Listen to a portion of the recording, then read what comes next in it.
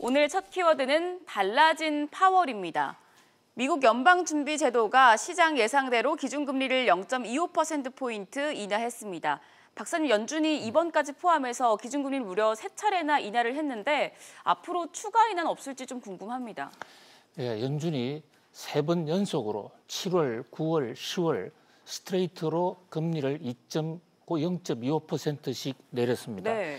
그래서 미국의 기준금리가 1.50에서 1.75로까지 낮아졌어요. 네. 우리나라가 올 들어서 금리를 2번 인하했는데 네. 미국은 잘 나가는 미국은 3번 인하했습니다. 그만큼 미국의 금리 인하폭이 컸다 이렇게 볼 수가 있어요.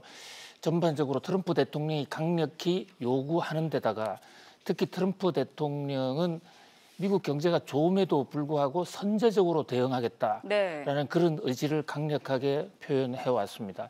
사실 미국이 밤사이에 기준금리를 0.25%를 내릴 것이라는 얘기는 대다수 전문가들의 한결같은 그 전망이었습니다. 네. 그래서 예상 전망치에 아주 부합하는 특별히 달라질 특별히 주목할 만한 게 없습니다. 그런데 중요한 것은 금리를 인하하면서 발표한 정책 성명서에 지금 컴퓨터 그래픽에 나오고 있지 않습니까? 저 연준의 파월의 달라진 미묘한 입장인데요.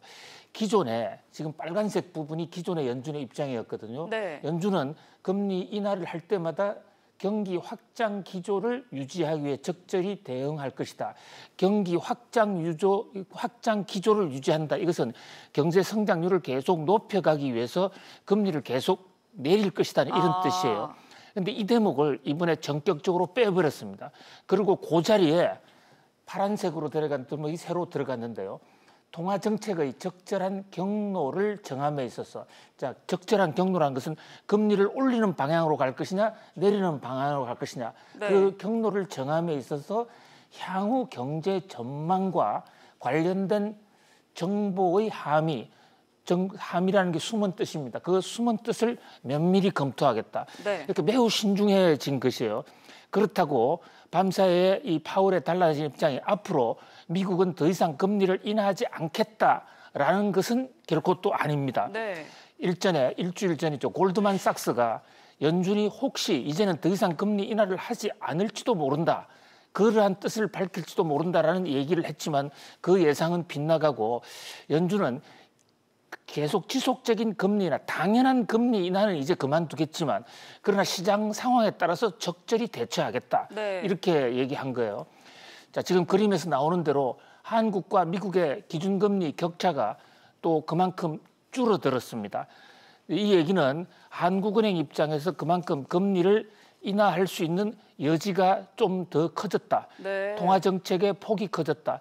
아무튼 이 미국은 밤사이에 성장률도 지금 1.9%로 나왔어요.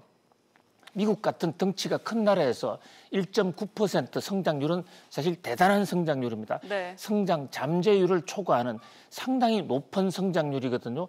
높은 성장률 속에서도 저렇게 신중한 태도를 취하면서 3번 연속으로 금리를 이렇게 내리는 것을 보면 세계 경제 상황에 대해서 파월 연준 의장이나 트럼프 대통령이 얼마나 조심조심 이 정책 기조를 끌고 가고 있는가를 다시 한번 느끼게 합니다.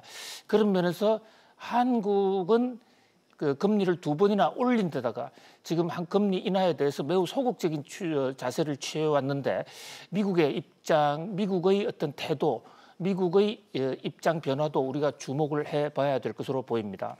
네, 이어서 두 번째 키워드로 넘어가 보겠습니다.